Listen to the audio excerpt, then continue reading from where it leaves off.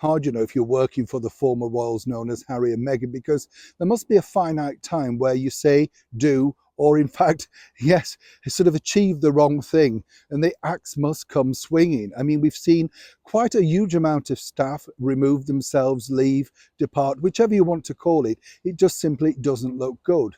But seemingly now, some other people have fallen foul of Harry and Meghan, even though they're just enjoying, in their own production world at least, the most phenomenal success with the release of that Netflix documentary.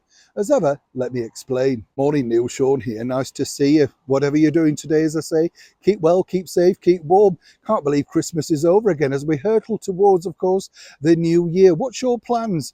Are you a big fan of New Year yourself? I don't know about you, but over here, they charge now to go in pubs, public houses. That's right. You would have thought in this climate they would just be glad to see anybody going through the door, but now, no, it's a way of costing you in. They say it's sort of to limit security and all that sort of stuff.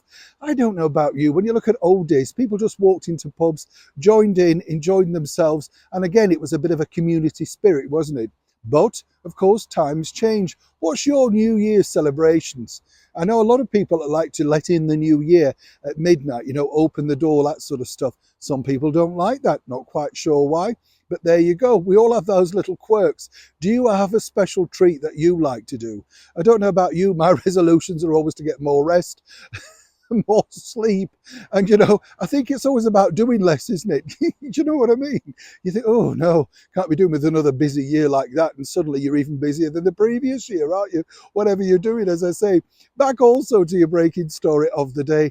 What I find about those stories like this, it does sort of make me smile in many respects, because as you saw with those now trailers for the infamous Netflix documentary, Harry and Meghan made it look like it looked to me like one of those 70s action movies, with George Segal, a bit like the A-Team, thundering sort of drums and cups and oh no, and tears and all that sort of stuff, And then, of course, it emerged, didn't it, that things weren't as they seem. They never are, though, are they, in the world of Harry and Meghan? Their inconsistencies are abound, whichever way you look at it. They've lied really from the very off, and as ever, we have to say allegedly. But they've no embarrassment about that. They sat opposite Oprah Winfrey and said, we had a secret wedding. Turned out they didn't.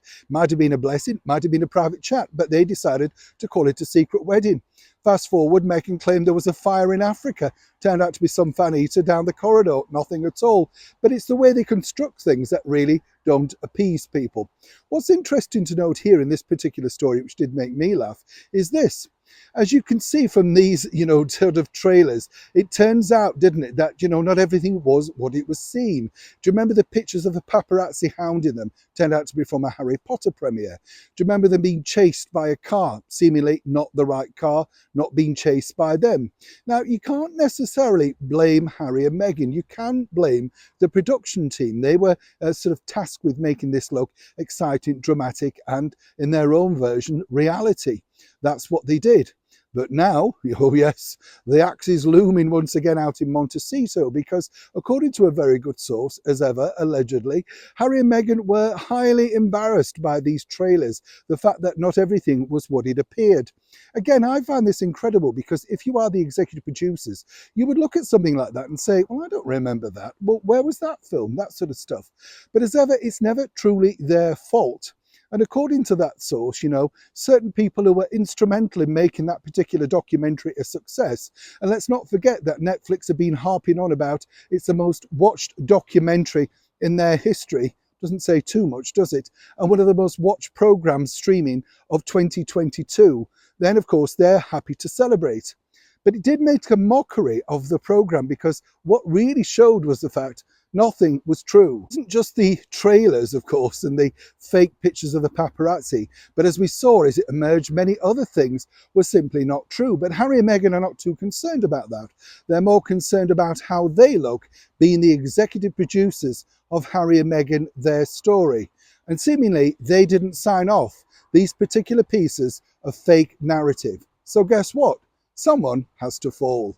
Not quite sure who that is yet, but if you're watching this out in Montecito, you might want to wheel out that trolley that's got wheels on. You might need it faster than you think.